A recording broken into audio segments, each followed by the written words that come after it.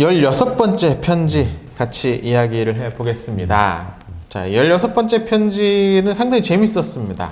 저는 개인적으로 이 책 전체에서 제일 좋아하는 문구가 이 챕터에 있습니다. 아, 그렇습니까? 예. 네. 16번째는 이 교회와 관련된 이야기거든요. 우리 지난번 앞선 편지에서 환자가 이제 교회를 나가기 시작을 했어요. 그래서 어떻게든 그 교회를 나가는 것을 무마시키기 위해서 이상한 친구들도 소개시켜주고 막 여러 가지 방법을 했는데 지금 이 편지를 보니까 계속 나가고 있는 거죠. 네. 그리고 또 하나 이제 우려스러운, 그러니까 스크루테이프 입장에서 우려스러운 게 뭐냐면 환자가 회심한 이후 한 교회만 계속 나가고 있는데 라는 표현이 네, 나옵니다. 그렇죠. 네, 요게 이제 더 위험한 거죠. 왜냐면 이제 밑에를 보니까 환자가 교회를 나가는 것까지 못 막았으면은 뭐 어쩔 수가 없지만 그럼 이제 어떻게 해야 되냐면 이런 얘기가 나와요. 네. 교회 출석이란 이 증세가 나아지지 않을 시에는 차선책으로 자기에게 맞는 교회를 찾아 주매를 해배나가 결국은 교회 감별사 내지 감정사가 되게 해야 한다는 것 좀은 알고 있겠지라고 네. 얘기합니다.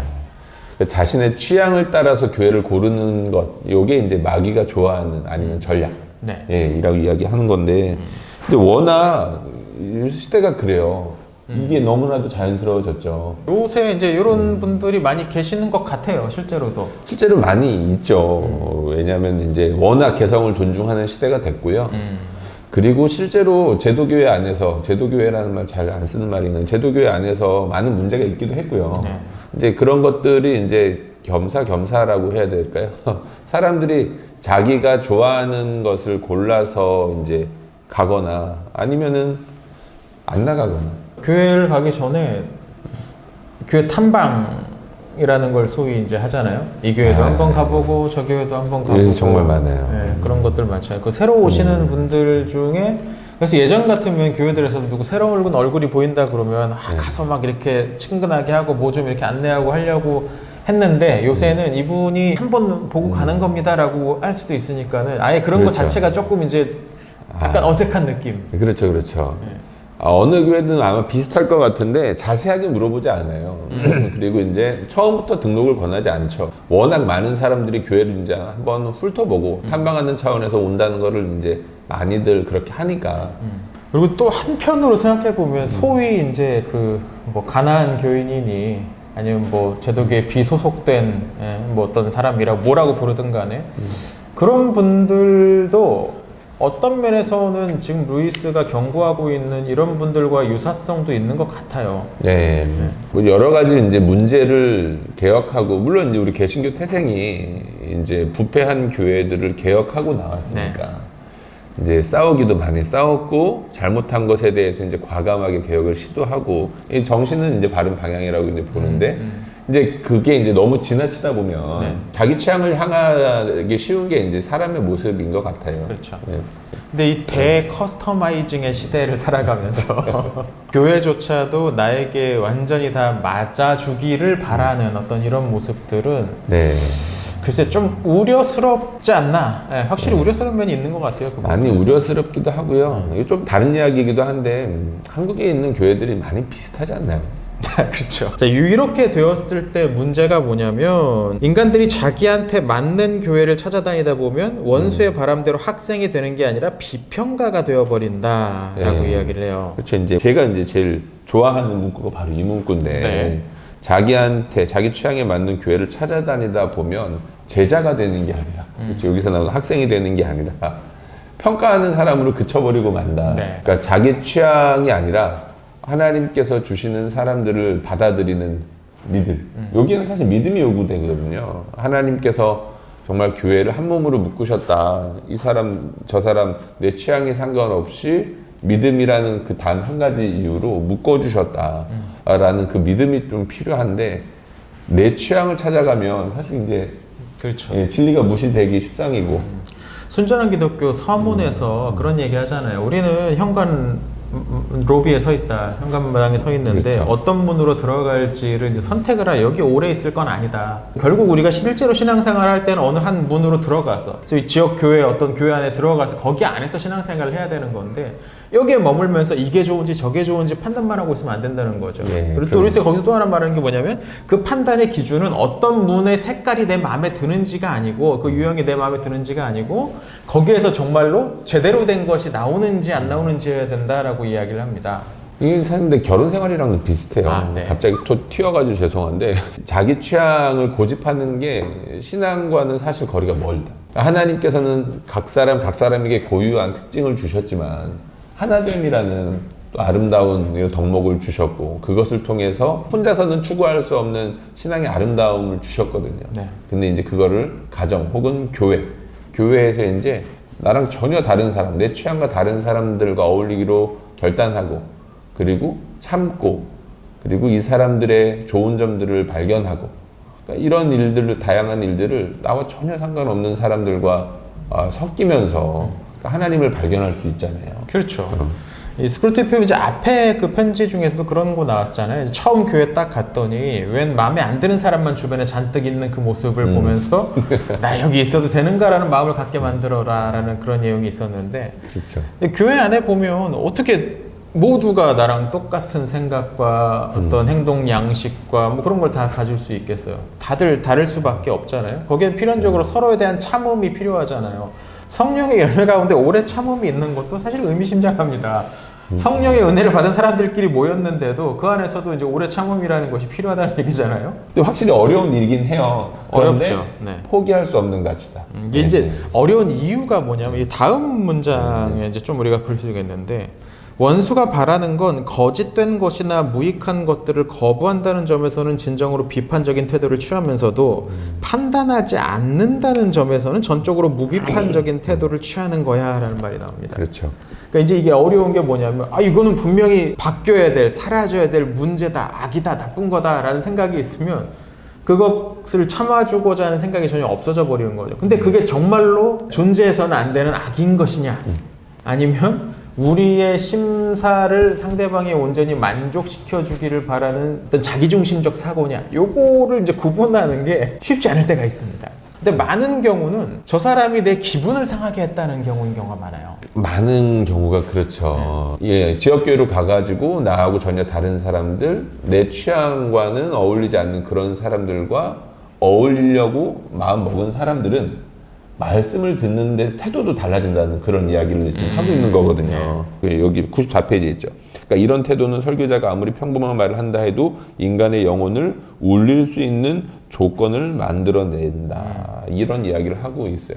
네. 그러니까 기본적으로 깔고 들어가는 거예요. 내가 이곳이 하나님의 교회고 이 지금 이 들리는 이 말씀은 하나님의 말씀이다. 말씀이고. 또 하나 이제 이번 편지에서 이야기하는 거는 스크루테이프가 나름 이제 조사를 했어요.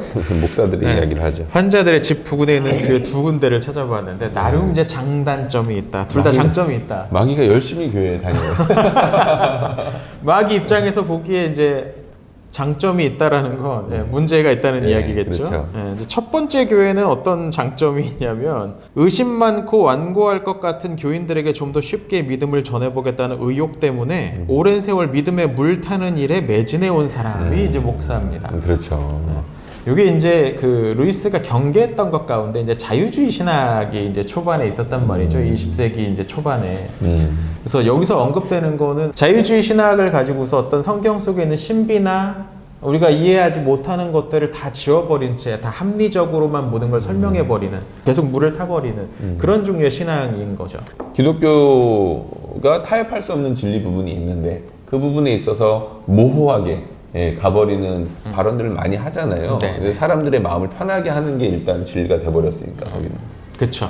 사실 이제 요새는 뭐 엄격한 자유주의보다는 말씀하신 그런 되게 나이브한 번영 중심의 설교들 그런 얘기들이 좀 더 이제 위기이긴 합니다만. 그렇죠. 그러니까 이제 여기 그런 얘기를 있어요. 그러다 보니 요즘은 목사가 교인의 믿음 없음에 충격을 받는 게 아니라 외려 교인들이 목사의 믿음 없음에 충격을 받는 처지가 되어버렸다. 그러니까 말씀을 듣다 보니까 하나님 말씀에 갈급한 사람들이 듣기에는 저래도 되나? 저 사람 안 믿는 것 같은데 이런 얘기가 나오는 거죠. 그렇죠. 약간 다른 방향일 수도 있는데 어떤 성경의 내용을 부정하기보다는 오히려 하나님을 옹호하고자 하는 마음으로 물을 타는 경우도 있는 것 같더라고요. 예를 들자면 어떤 성경에 보면 하나님께서 진멸하라 이런 명령들을 내리신단 말이죠. 이게 오늘날의 윤리적 감수성으로 보기에는 받아들이기가 어려워.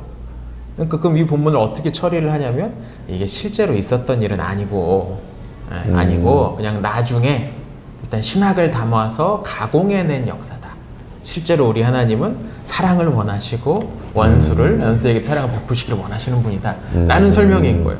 의도는 하나님을 악을 명령하는 분으로 만들지 않으려는 선한 건데 결과물은 그러니까 나와 있는 어떤 그것의 실제성, 역사성, 진리성을 부정해버리는 경우도 생기더라고요. 그렇죠. 그런 경우들을 가끔 보는 것 같아요. 자, 그리고 또 하나의 다른 교회는 뭐냐면 너무 견해가 광범위해서 종종 사람들을 당황스럽게 만들지. 하루는 공산주의자에 가까운 말을 하는가 하면 다음 날에는 신정주의적 파시즘에서 멀지 않은 말을 해대니 왜 안 헷갈리겠어? 라는 얘기를 해요. 근데 왜 이렇게 이야기를 하냐면 그 밑에 이제 나오는데 스파이크 목사는 부모와 친구들이 놀라고 슬퍼하고 당황스러워하고 수치심을 느끼게끔 잘 계산해 놓은 말이 아닌 한 설교할 마음이 생기지 않는 인간이다.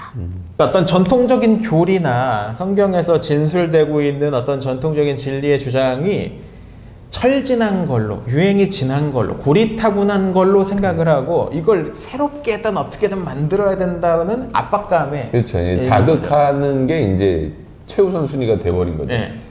저 목사님은 새로운 이야기를 한다라는 평을 듣고 싶은 거예요, 지금 이 사람. 그러니까요. 그거 왜 그럴까요? 근데 이제 요것도 이제 잘 들여다봐야 되는데 네. 본문에 대한 연구가 부족할 수도 있고 전달하는 기법에 관한 연구가 부족할 수도 있고 사람에 대해서 관심이 없어서 그럴 수도 있어요. 근데 파이크 목사가 네. 지금 당하고 있는 유혹, 어떻게 해서든 사람을 자극하고 싶어하는 그런 욕심이 들 수 있어요. 알 것 같아요, 뭔지.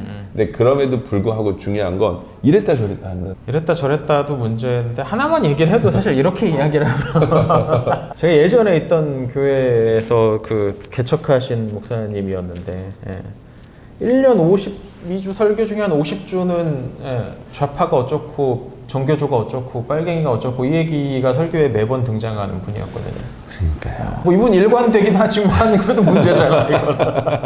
물론 해석의 여지는 좀 있을 수 있어요. 그렇지만 이제 원재료 자체를 갖다가 부인하거나 원재료가 이제 우리한테 어느 정도 가이드는 준다라고 생각하는데.